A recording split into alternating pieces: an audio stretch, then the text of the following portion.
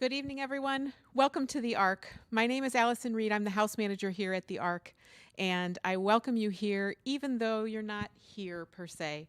If you were, I would welcome you to the Ford Listening Room. We are, in fact, in the Ford Listening Room at the Ark tonight.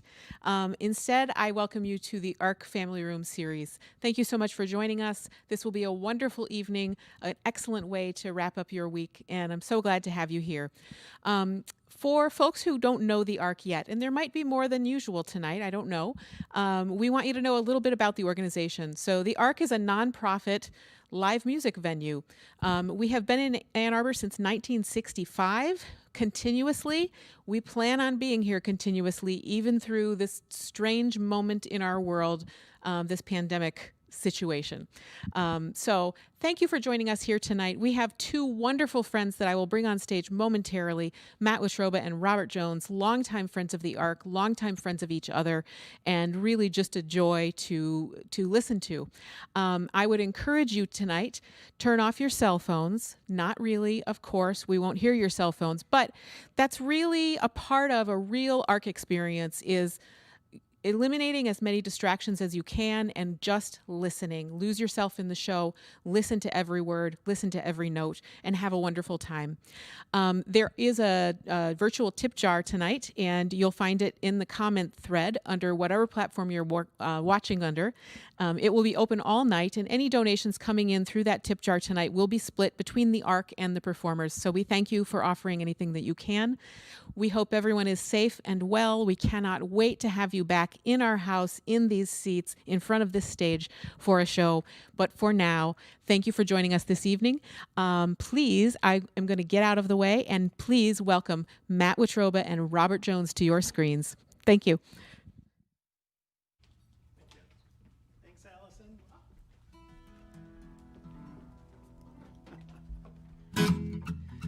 Oh, it is so good to be here. Of all the rooms in all the country, the Ark is home. I think I speak for Robert when I say that as well. Absolutely true, and you know, it occurs to me that I better make sure I turn my cell phone off before my kids order Wendy's in the middle of the show.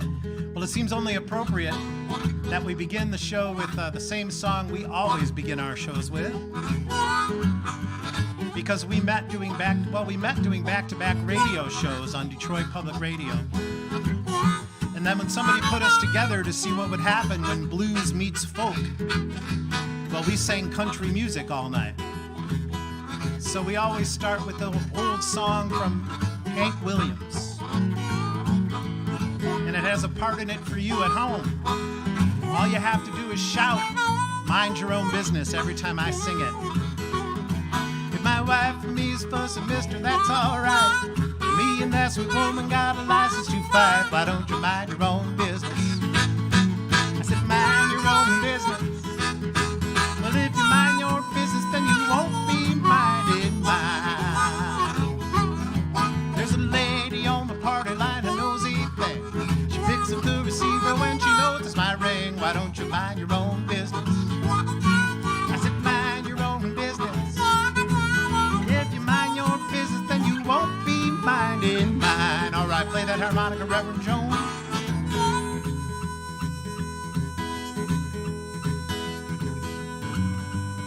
You all right?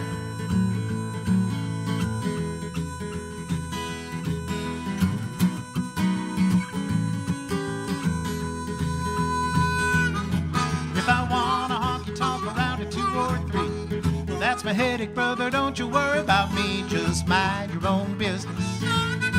I said, mind your own business. If you mind your business, then you won't be minding mine. Oh, take it around again, Robert. Take it around.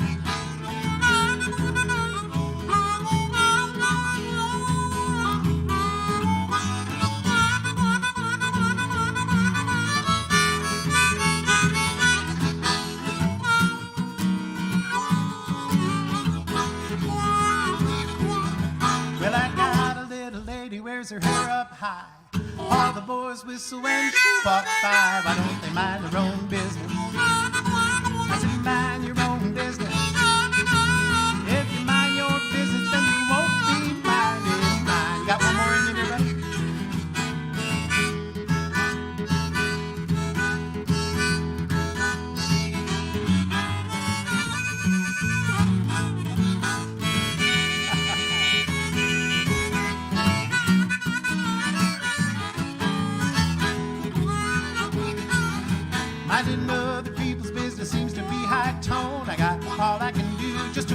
my own. Why don't you mind your own business? I said, mind your own business. If you mind your business, then you won't be minding mine. Well, if you mind your business, you stay busy all the time.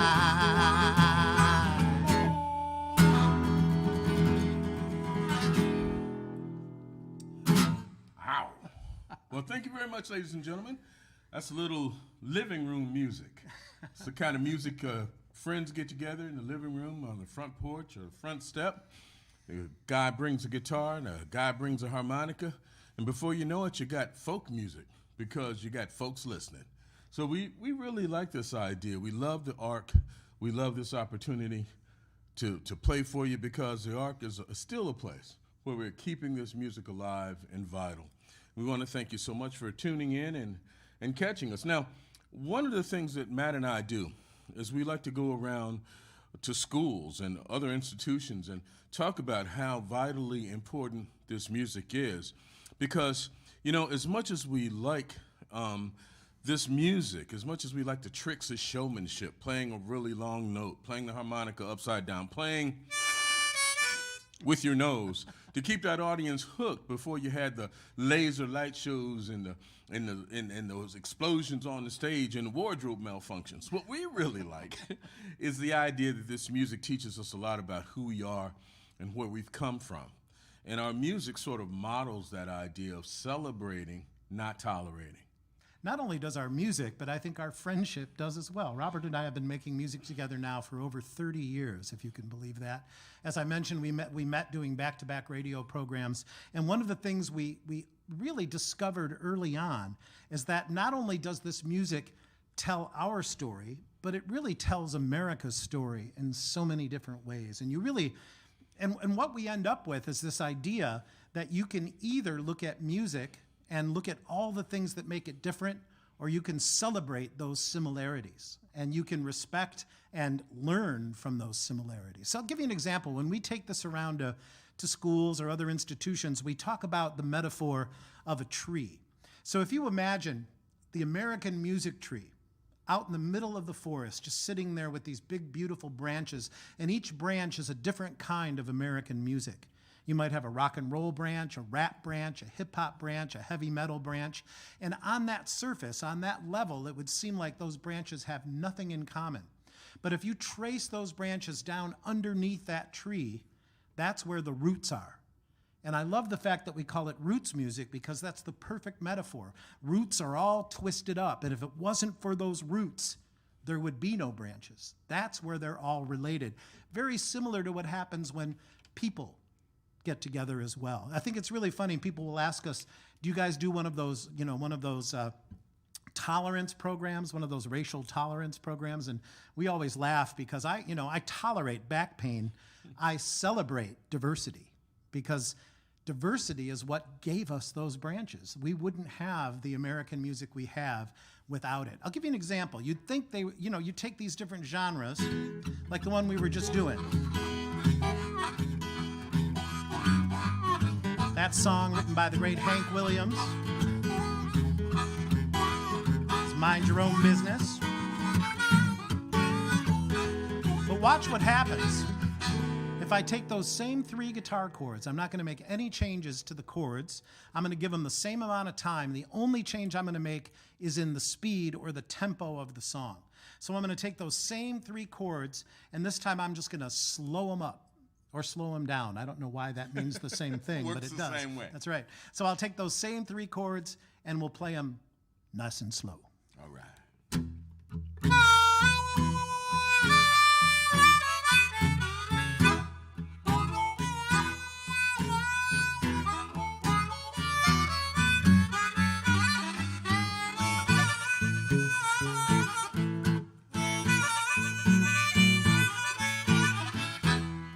Even sing the old song. It sounds like, 'cause if you mind your business, you sure won't be minding mine. And all of a sudden, you have the blues. That blues branch pops off that musical tree. Well, if you take those same 3 guitar chords, and this time rather than make them go slow, if you make them go fast, grab another guitar, all of a sudden you have yet another branch. You ready? 1, 2, 3, 4. Way down in Louisiana, down in New Orleans, back up in the woods among the evergreen, stood in old cabin made of earth and wood, but a little boy named Johnny B. Good.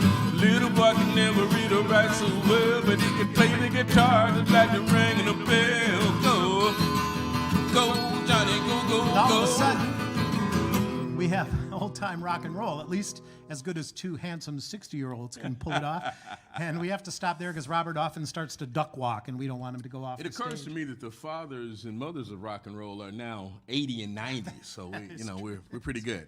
But the point being that music, you can either fight about the differences or you can celebrate the diversity of the music and the people who brought us this music.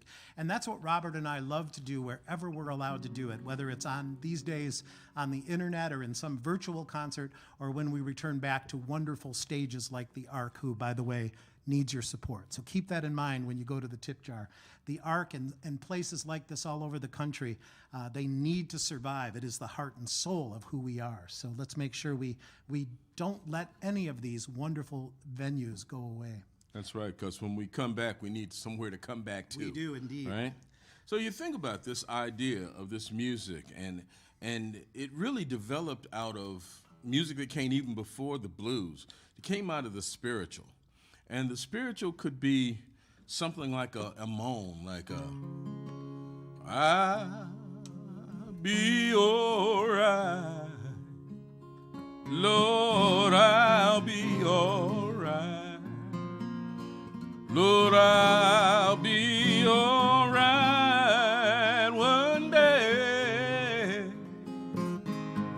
Oh, one thing I know, Lord, if I do not yield, then I will be all right one day.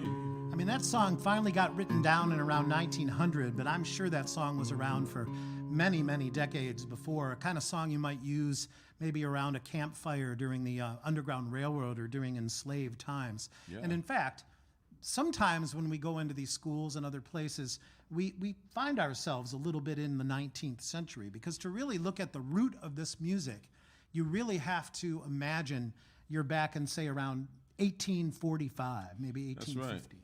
And you hear music that is still around, it's still familiar, it's still being sung, but depending on where you hear it, it can tell you something about the people who are singing it. So imagine it's about 1845, but you're not in Ann Arbor, Michigan, and you're not, in fact, you're south of the Mason-Dixon line, and you find that this guy is, well, walking past this old weather-beaten building. The doors and the windows are flung open to try to get a breeze through because it's a hot day. And you hear folks inside that building singing, and it comes out sounding like this.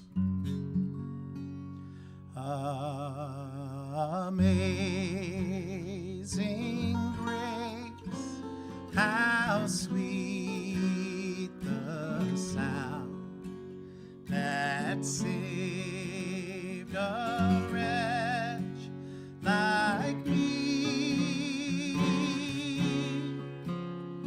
I once was lost, but now I'm found. Was blind, but now I see. And of course, that building back in 1845 on that little mountaintop, on that little hillside, was an old weather-beaten church. And that song was being sung on that hot August day. But you might hear a similar sounding song 500 feet down the path. Not quite a church, but close to a church. Absolutely, because 500 feet down the path in this city or town or hamlet south of the Mason-Dixon in 1845, you got something called slavery.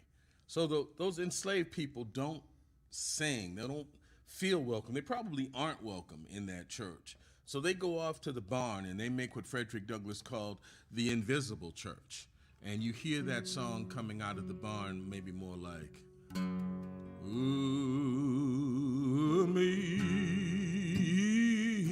Amazing Grace, how sweet the sound that saved a wretch like me. I once was lost, but now I'm found. Was blind, but now I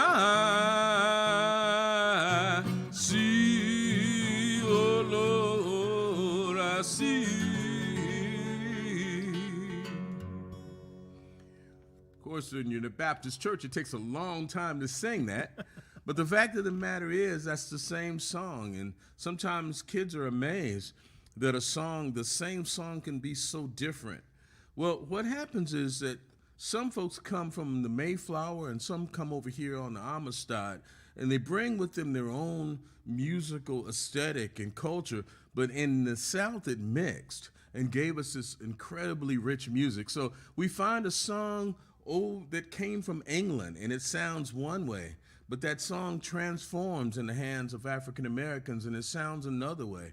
And then it becomes just sort of the fabric of American culture as it continues to meander its way, almost like the Mississippi River, through the history and culture of America. One thing we know for sure, though, is if you're going to talk about the roots of American music, you got to start with those spirituals in those churches. That's right. And you have to realize that those songs were constantly changing. They weren't being written down because people couldn't read the hymnals. That's right.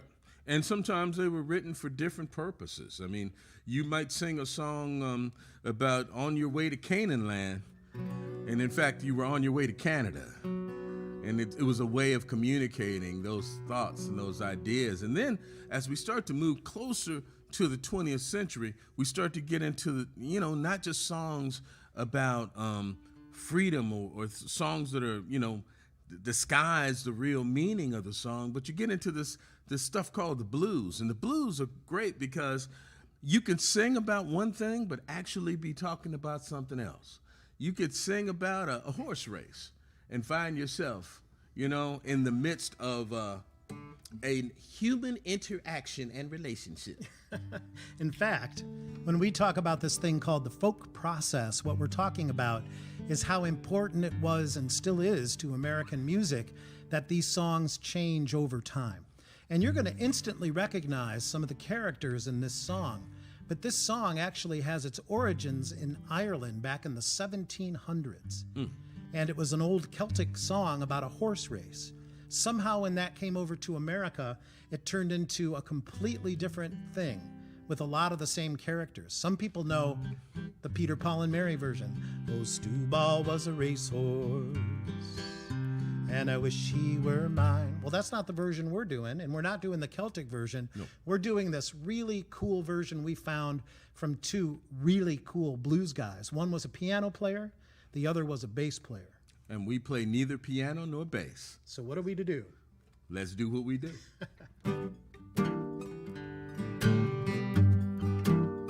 Willie Dixon and Memphis Slim recorded this.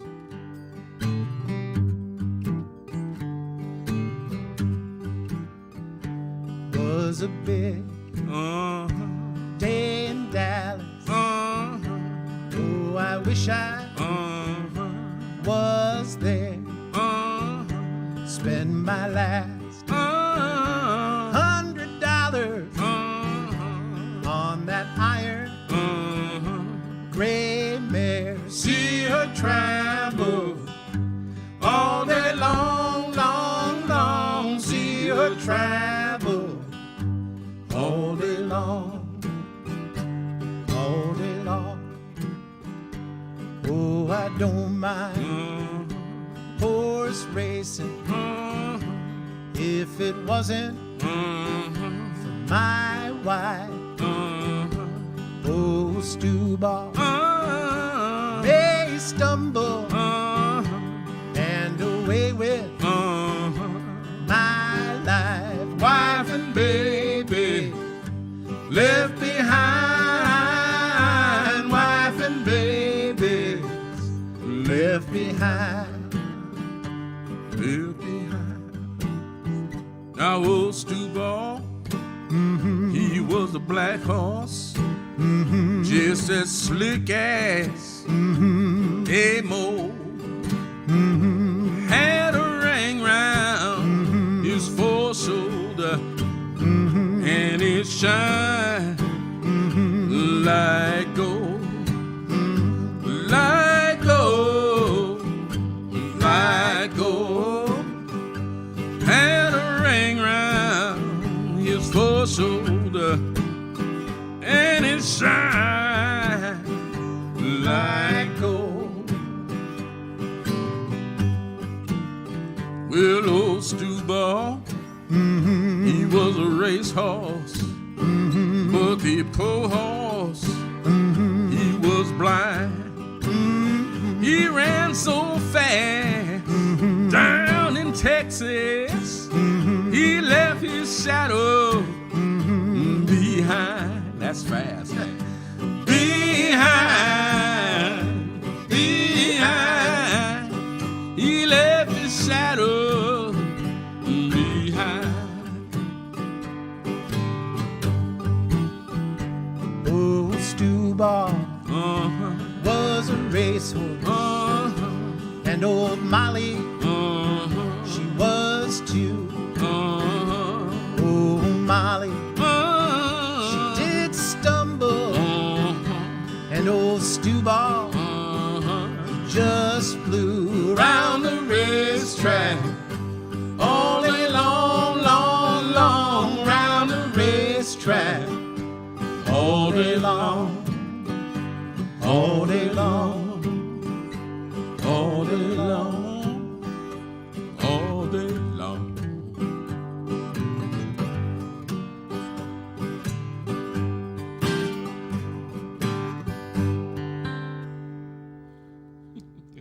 Ah, that's a cool song, isn't it? That's the most fun you can have with one chord. I love it, man.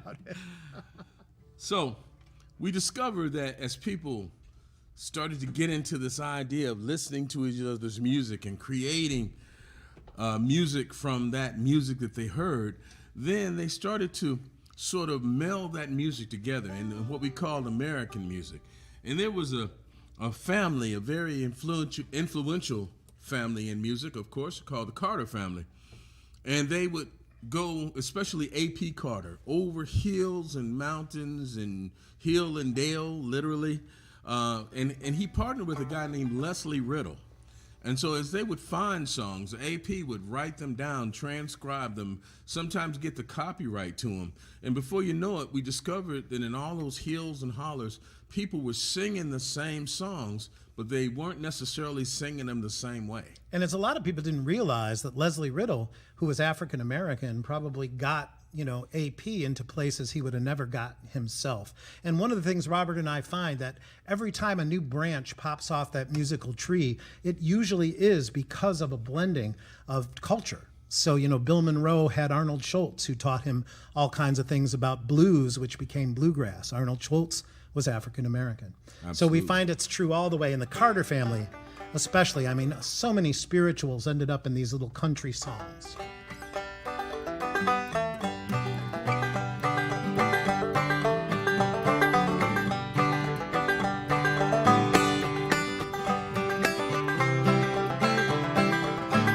Woody Guthrie even recorded this. Sowing on the mountain, Sowing on the mountain, reaping in the valley. reaping in the valley, Sowing on the mountain, Sowing on the mountain, reaping in the valley. reaping in the valley, Sowing on the mountain, Sowing on the mountain, reaping in the valley. reaping in the valley. You're gonna reap just what you sow. If you've been a gambler, If you've been a gambler, better quit your better gambling. quit your gambling. If you've been a gambler, If you've been a gambler, well, you better quit your Better gambling. quit your gambling. If you've been a gambler, If you've been a you gambler, better quit your better quit your gambling. gambling. You're gonna reap just what you sow. Sowing on the mountain, sowing on the mountain, reaping in the valley. reaping in the valley, Sowing on the mountain, sowing on the mountain, reaping in the valley. reaping in the valley, Sowing on the mountain, sowing on the mountain, reaping in the valley. reaping in the valley. You're gonna reap just what you sow. If you've been a liar, If you've been a liar, better quit your lying. better quit your lying. If you've been a liar, If you've been a liar, better quit your lying. better quit your lying. If you've been a liar, If you've been a liar, better quit your lying. better quit your lying. You're gonna reap just what you sow. God told Noah, God told Noah, rainbow sign. rainbow sign. God told Noah, God told Noah, rainbow sign. rainbow sign. God told Noah, God told Noah, rainbow sign. rainbow sign. Won't be water by next time. No more water, No more water but a fire next time. by next time. No more water, No more water but a fire next time. by next time. No more water, but a fire next time. by next time. And God gave Noah, God gave Noah rainbow. Play that thing, man.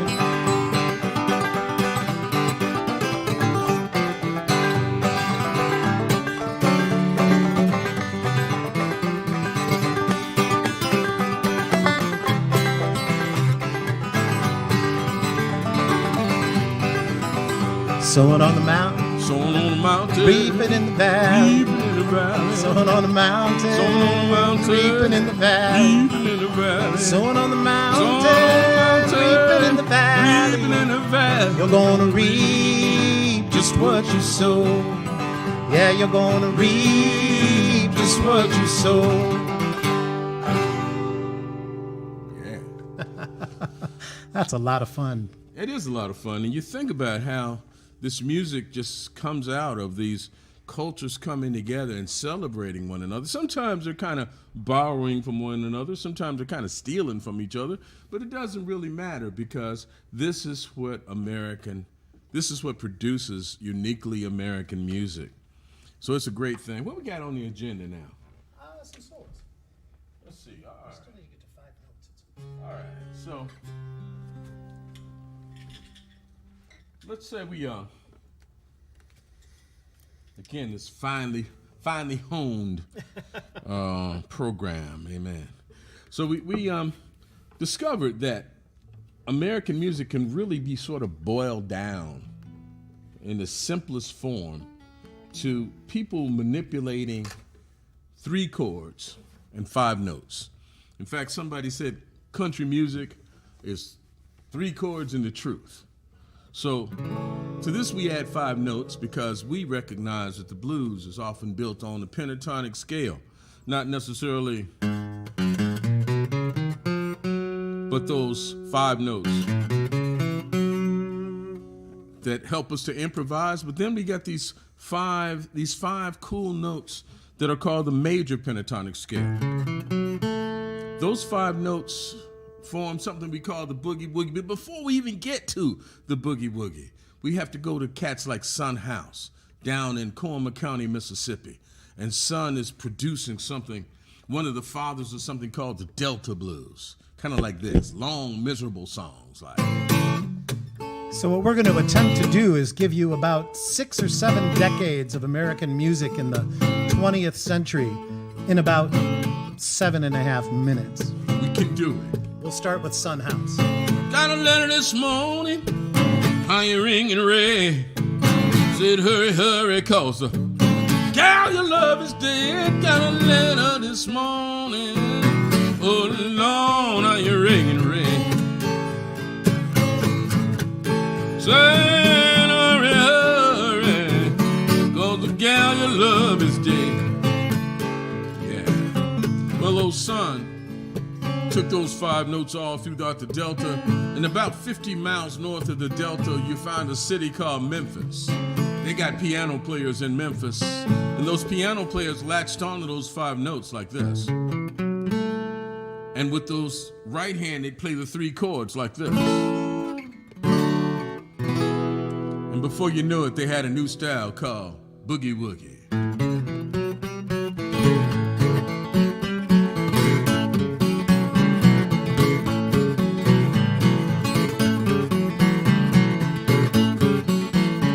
Well, hand me down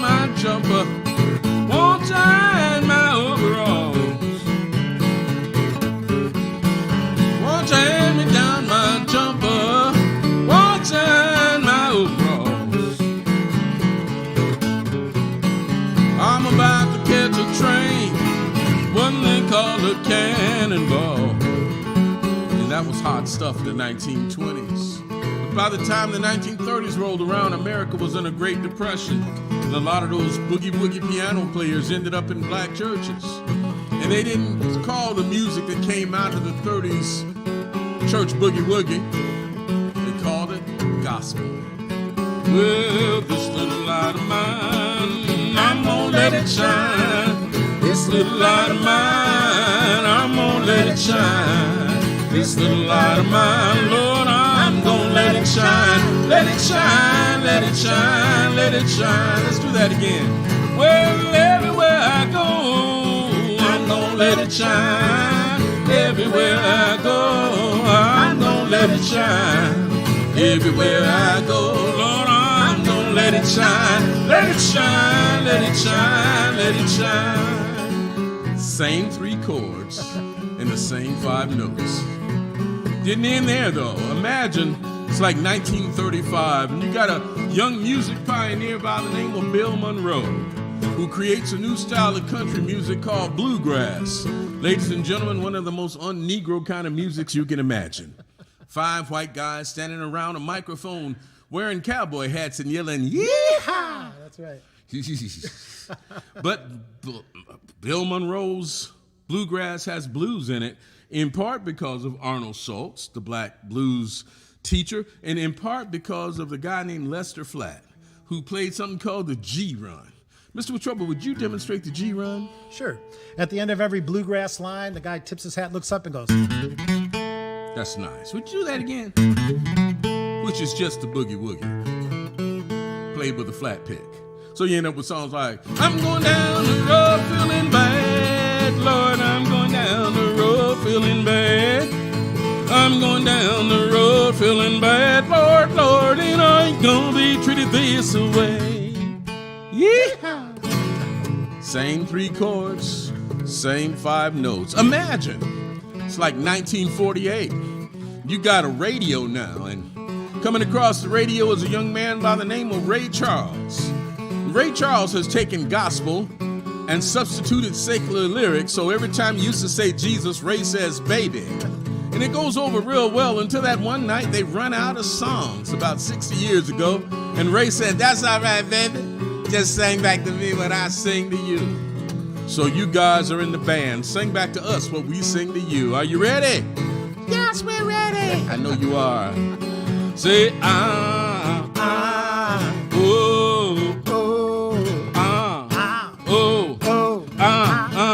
tell me what I said. Tell me what I say. Tell me what I said. Tell me what I say. Tell me what I said. Tell me what I said. Tell me what I say. Do it again. Say, oh,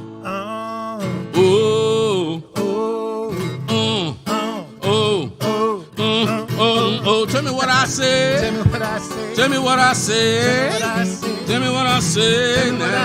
Tell me what I said. Tell me what I say. I say those are the same 3 chords and the same 5 notes, but now we call it R&B. By the time we get to the 1950s, though, you no longer have that television. You got a radio. Now you got television, a gigantic box in the middle of your living room with a little tiny screen. It only gets 3 stations, and one of those stations is CBS. So on Sunday nights, everybody is watching Ed Sullivan. And Ed comes out and goes, ladies and gentlemen, we have a really good show here tonight. You're going to like this young man. He comes to us from Tupelo, Mississippi. By way of Memphis, Tennessee, he uses 3 chords and 5 notes, ladies and gentlemen. And when Ed sticks his arm out, the kid walks out and goes, 1 for the money, 2 for the show, 3 to get a ride and alcohol can't go, but don't you mess with my blue suede shoe. You can do anything, say, oh, my blue suede shoes. Word, blue suede shoes. Blue suede shoes.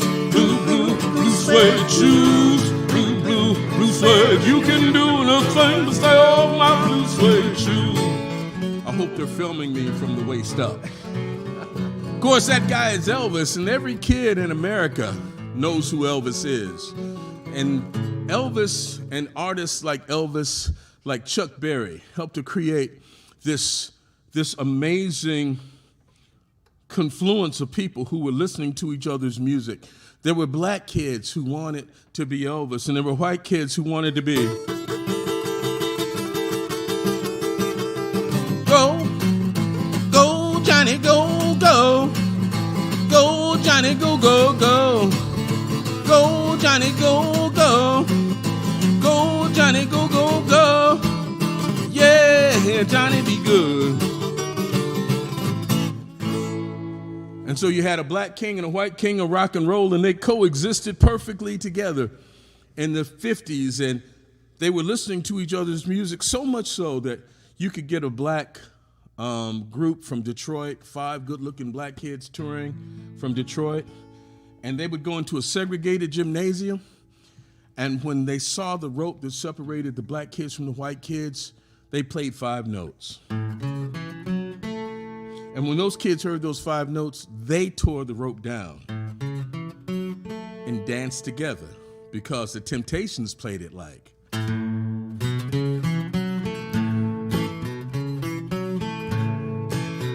I've got sunshine on a cloudy day. When it's cold outside, I've got the month of May. Sing it with us. I guess you say what can make me feel this way. My girl, my girl, my girl, talking about my girl, my girl. Ooh. Yeah, that's my favorite part right there. I know it is. I know it is. So, you know, I know that there are kids who are probably listening right now, watching right now, saying, that's cool, but that's, you know, that's granddaddy's music. Got nothing to do with us. So we'd like to take them back to Old Son House, that Death Letter Blues. And Old Son, actually, Son didn't play that song on a guitar like this one. He played that song on a guitar like this one. And whenever he would pick up that old guitar, that resonator guitar, and he'd pick that slide, it'd be like.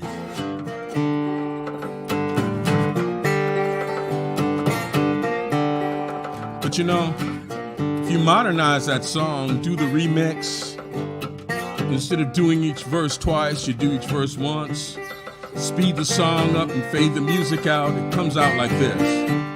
I got a letter this morning, how do you ring in red, said, hurry, hurry, cause the gal you love is dead. You know I got my suitcase, took off down the road, and I got there, she was laying out on the cooling board. I ease up closer and I look down in her face, I say, hey, you know I love you, but I just can't take your place. It seemed like the 1,000 was standing around the funeral ground. I didn't know how much I loved it till they put my baby in the ground, for my arms, and then I walked away and said, hey, you know I love you, have to see your judgment day. And now I woke up this morning, it was about to break a day, and I was hugging on a pillow where my baby used to lay.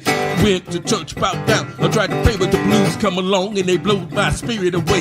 Woke up this morning about the break of day, and I was hugging on a pillow where my baby used to lay. I said, hush, I thought I heard her call my name. She didn't call so loud, but she called so plain. Yeah, boy.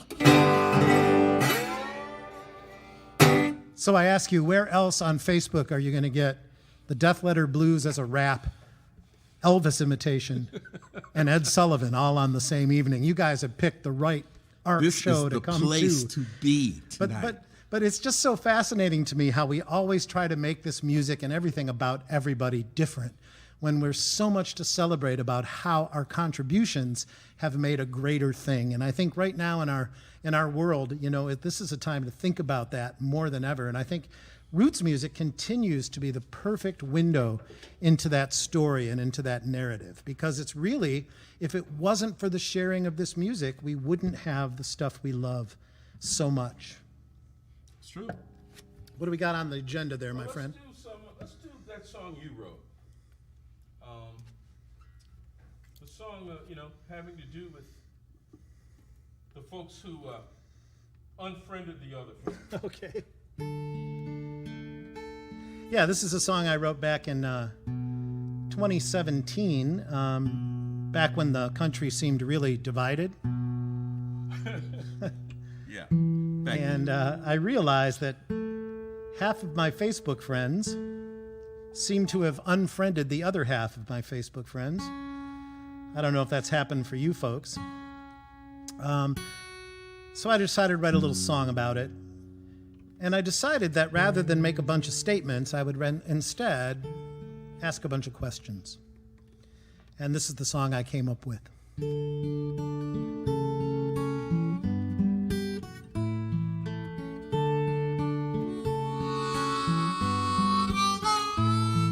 Could you love me if I don't look like you? Is it deeper? Is it stronger? Something hidden, something true. If I stare a little longer, will I see myself in you? Could you love me if I don't look like you? Could you love me if I don't think like you? Is it deeper? Is it stronger? Something hidden, something true. If I stare a little longer, will I see myself in you? Could you love me if I don't think like you? This life's a burning candle, and it would be a shame if we ignored the difference between the smoke and the flame.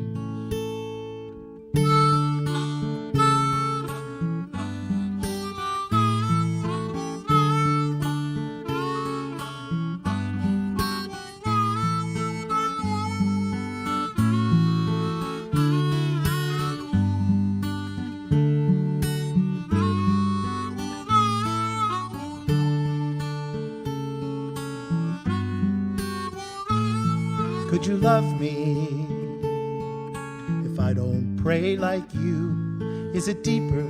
Is it stronger? Something hidden, something true. If I stare a little longer, will I see myself in you? Could you love me if I don't pray like you? This moment is a miracle, so why not find a way to be here and be grateful that we share another day? Could you love me if I don't love like you? Is it deeper? Is it stronger? Something hidden, something true. If I stare a little longer, will I find myself in you? Could you love me if I am not like you?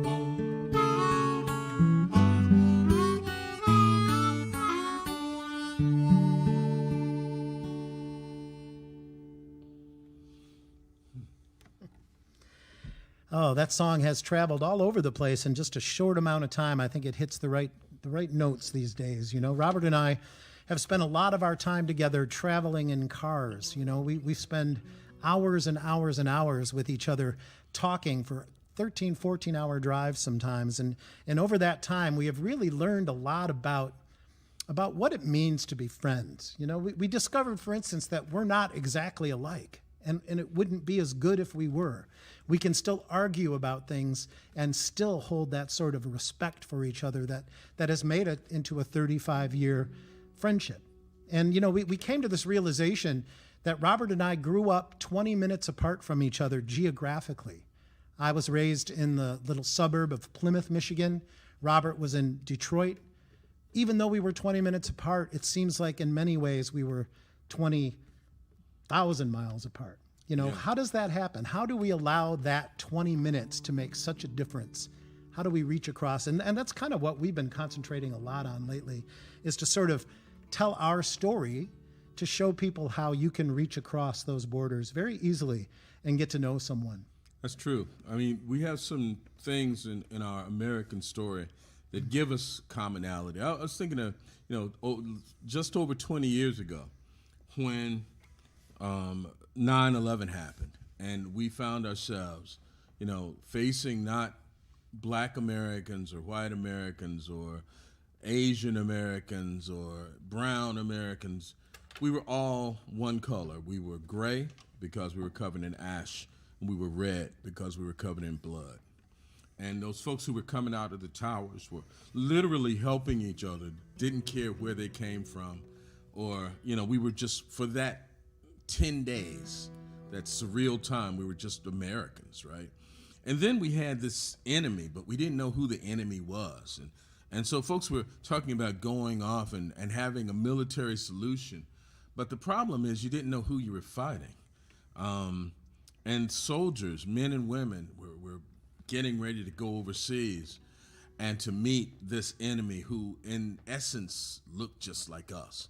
So I was sitting at the breakfast table one day, and I started thinking about that story you find in the Bible about Jacob and his brother. Jacob had wronged his brother, but his life had changed since then. And in those years since he had left his brother, he had acquired family, he had responsibilities, and then his brother was coming to kill him with 400 armed men.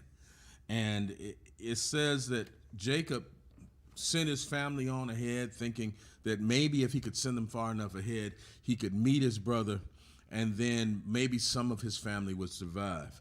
But as he was waiting for him, he wrestled at a ford, at a little river called Jabbok, and he wrestled with an angel. He didn't know it was an angel then. He just knew it was a being. And as the day broke, he told the angel, he told the being, he said, let me go for the angel said, let me go for the day is breaking. And he said, I won't let you go until you bless me. And so the angel touched him in the hollow of his thigh. And that moment, he changed Jacob's name from Jacob to Israel. And Israel means, among other things, he who wrestles with God. So I came up with this song called I Wrestle with the Angel. Wait, you thought about all this over breakfast? It was a good breakfast. It was a good breakfast. So the chorus is, and I wrestle with the angel all night long. And I wrestle with the angel all night long. Feels good to sing that. And I wrestle with the angel all night long. And I wrestle with the angel all night long. That's it. Like Jacob in the wilderness, I don't know wrong or right, but I look to God in heaven to get me through this wicked night. For when my brother comes to kill me, all that I can see is that I must do unto him before he can do unto me. And I wrestle with the angel all night long. And I wrestle with the angel all night long. And I wrestle with the angel all night long. And I wrestle with the angel all night long. Now grace is still amazing, but for him who will not see, he says that grace that brought you safe thus far don't mean a thing to me. And I don't hate you for your actions, your name I barely know. I hate you for what our father did a long, long time ago. And I wrestle with the angel all night long. And I wrestle with the angel all night long. And I wrestle with the angel all night long. And I wrestle with the angel all night long. And when you wrestle with the angel, the fight might leave you lame. But if you hold on till the morning, the Lord will change your name. Oh, the Lord will change your name. And when my brother comes to kill me, I hope he'll understand how much I'd rather meet him man to man than to beat him hand to hand. But as he comes against our family, I know we'll have to fight. Sometimes war is what you have to do, but that don't make it right. And I wrestle with the angel all night long. And I wrestle with the angel all night long. And I wrestle with the angel all night long. And I wrestle with the angel all night long. So like Jacob in the wilderness, when we grapple through the night, Don't let go without the blessing that comes with the morning's light. For when Jacob met his brother, they both put aside the sword, and they called him by his new name, he who wrestles with the Lord. And I wrestle with the angel all night long. And I wrestle with the angel all night long. And I wrestle with the angel all night long. And I wrestle with the angel all night long. And when you wrestle with the angel, the fight might leave you lame. But if you hold on till the morning, the Lord will change your name. Oh, let him change your name.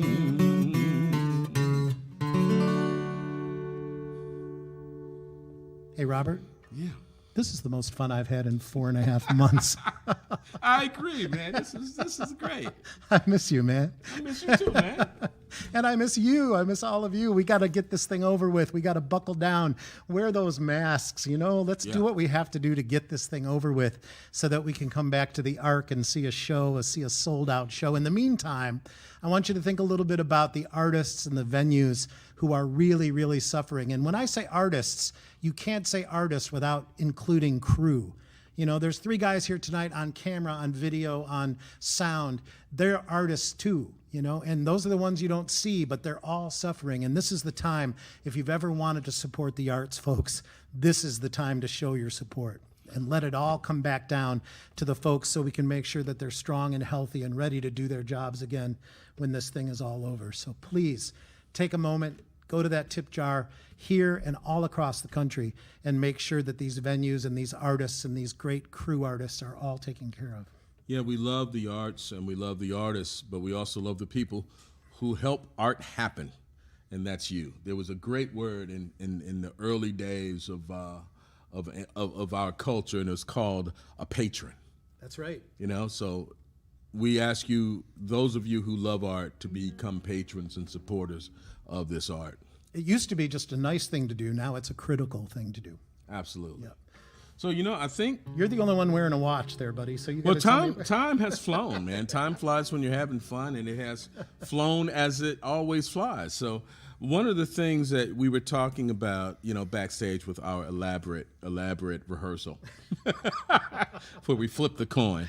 One of the things we were talking about is just the idea that music unites us, and music has the ability to look at a story and to take what is a really complicated and complex story and boil it down to just those few chords and those notes and cause us to come together. I remember when 9/11 happened, and I got a chance to play the Boston Folk Festival for the very first time. It's like, I'm going to get a chance to play this folk festival. And then this surreal thing happens, and no planes are flying for a while. And then there were limited flights, and the planes were, more than half empty, but we just had to get there. And we got there, and folks were afraid. And I remember the president, who was George Bush at the time, said, if we make our lives anything other than normal, then the terrorists have won. So people were out there just trying to make the abnormal into normalcy. And we were trying to decide at a folk festival what songs we had in common. The country folks, they were like, I'm gonna put a boot in your butt. And it's like, that wasn't us. No. And so I remember being in a song circle with, among others, Marsha Ball, and I think Duke Robillard was there. And we ended up settling on the most unlikely song that we all actually did a little bit of it earlier tonight. We took a page from the Pete Seeger book of saying, if you find a song, you don't necessarily leave it the way you found it. And so when we had that old song we talked about earlier in the evening, I will be all right. We imagine that this song was probably being sung around that campfire on that maybe that morning when they found out that the Underground Railroad would be in effect and people would be leaving these plantations, and the courage that it would take And this beautiful, and as a matter of fact, this song was even used at a place called the Highlander School up in Monteagle, Tennessee, by Miles and Zafia Horton. They knew at the end of every one of these workshops where they were planning the civil rights movement that they needed a song to come together. And I Will Be All Right was the old hymn, the old spiritual that they used. But of course, it didn't take long for people like Pete Seeger and Frank Hamilton and Guy Carawan to come along and say, you know, Dr. King, we need an anthem. We need a song that we can all march to. We need a song that can bring us all together. But rather than write a new song, let's take that song we've been singing at the end of every one of these workshops and make a few changes. For instance, we're going to have to change the words. It can't be I'll be all right, because this movement is not about I, it's about we. And it's not just about being all right. It's about overcoming the obstacles to true freedom and equality. And we sing this song a lot. You have to imagine 500 fifth graders standing up, joining hands like this, crossing their arms, and singing that old spiritual. But they wouldn't sing it like that. They'd have to add a little pep to it, because we're going to march to that song as well. So we give it this little, just like that. Probably the most important song in American history. A song that has come in handy every time we've needed it. It was there for us. I think tonight we're going to sing it in memory of Congressman John Lewis, who was on that bridge as a boy, as a young man anyway, and who served our country so well, who would just be smiling as he saw the conversations that are beginning to start in this country. And this song keeps bubbling up in our heads. That I Will Be All Right became, of course, We Shall Overcome. Sing it with us. We shall overcome. We shall overcome. We shall overcome someday. Oh, deep in my heart, I do believe that we shall overcome someday. Of course, Lee Hayes of the Weavers called this a zipper song, because if you wanted it to last a really long time, all you had to do was just take out one phrase and put in another. And if you were marching, somebody could just sing, We shall live in peace, and everybody would sing. We shall live in peace. We shall live in peace. We shall live in peace someday. Oh, deep in my heart, I do believe that we shall overcome someday. About 20 years ago, Robert and I went down to the Highlander School in Tennessee to interview the great Guy Carawan, who's no longer with us. Guy told us a story that day about how this particular verse got written. Now, the Highlander School was, they originally planned a lot of stuff for the labor movement and then for the civil rights movement. It's where Rosa Parks studied. Martin Luther King came to speak. And at the end of every one of their sessions, they would ask everybody how they would take what they've learned back to their community. And Rosa Parks was known for saying, I'm not sure what I'll do, but I will do something in Montgomery, Alabama. And she did. Well, as you would imagine, down in the foothills of the Smoky Mountains, this was a controversial place. And the FBI constantly was raiding the place. Guy told us that one night they cut the power and started to snake through the folks, children, women, men of all ages, with guns drawn. And rather than freak out, one little 17-year-old black girl just said, "We are not afraid." And everybody started singing. We are not afraid. We are not afraid. We are not afraid today. Oh, deep in my heart, I do believe that we shall overcome someday. about this country as we've suffered a lot of wounds of late, and we've seemingly lost some of our joy and some of our zeal. But those songs that we keep singing, keep inspiring us. And so I say, we will rise again. Oh, we will rise again. We will rise again. We will rise again today. Oh, deep in my heart, I do believe that we shall overcome someday. We'd really like to thank the ARC for, everything they've been to us and to everyone around here. We'd like to thank this amazing crew of folks who took time out of their evening to film this and stream this and make it sound good. Emily and Allison, everybody who took a little time out of their night tonight, and to you all for joining us on Facebook. On behalf of my dear pal here, Robert Jones, let's all sing it one more time together. It seems like a perfect way to sort of end our evening together. Let's hear you now. Oh, we shall overcome. We shall overcome. We shall overcome someday. Oh, deep in my heart, I do believe that we shall overcome someday.